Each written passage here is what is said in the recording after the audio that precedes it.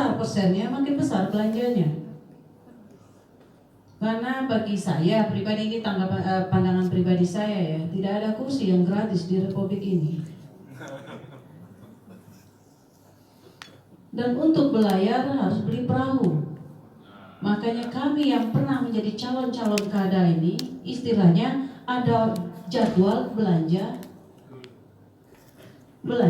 perahu. Setelah dapat pun perahunya, gayung pun tak gratis. Dapat gayung. Gayung itu harus nyaman dan kenyang juga. Iya betul. Nah itu tadi, ini realita politik dengan logikanya masing-masing. Hormat saya untuk partai-partai politik yang katanya tidak pakai, tapi maaf, bahasa saya pribadi itu bohong tanpa mahal. Sekali lagi saya ulangi, tidak ada kursi yang gratis di Republik ini. Ya, tidak ada kursi. Ya jangan usah kau bersaksi, aku pun tidak pernah jadi calon bupati.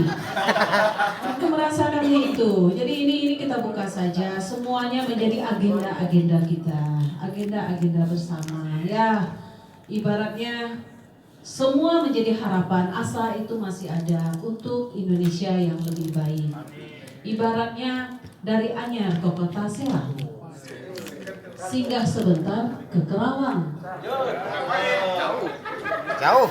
Ya kenapa bapak-bapak kok yang gelisah di ruangan ini pasti sesuatu ini Kerawang.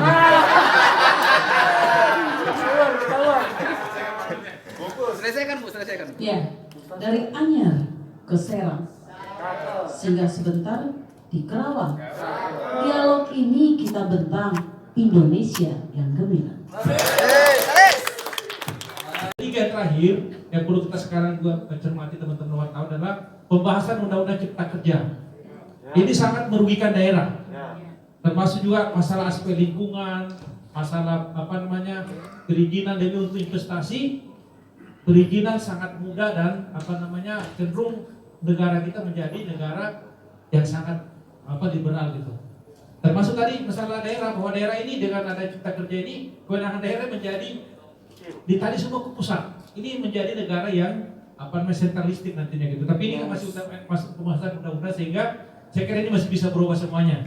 Ya saya kira Pak Arwani ya. Jadi ini masih dibahas.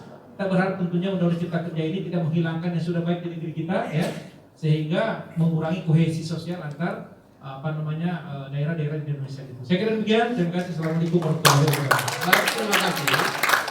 Biasanya mengingat, jadi Bu ini sepertinya masih mancing ini. Jadi mungkin ini sekalian closing statement Pak Hidayat, karena tadi biar tuntas itu pertanyaannya. Karena ini ada keinginan tahuan ya, mungkin Pak Hidayat sekalian. Kita selama ini memang masih terus berproses ya.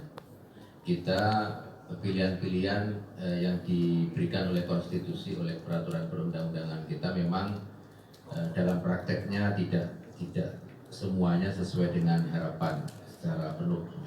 Misalnya terkait dengan calon tunggal ataupun juga mungkin perahu atau mahar politik dalam pilkada dan sebagainya. Karena siapapun sekarang ini juga sudah memahami, mengetahui dan juga memaklumi sepertinya hal-hal yang sudah terjadi di pemilu pilkada, pemilu yang lainnya. Seperti yang sudah disampaikan oleh Pak Menko Polhukam sendiri, bahwa soal money politik itu ya, pasti ada kan gitu. Pasti ada dan mengakui kan gitu. Tetapi bahwa itu pilihan-pilihan yang disampaikan dan pada akhirnya kembali kepada kita, ya masyarakat, ya partai politik, paslon juga.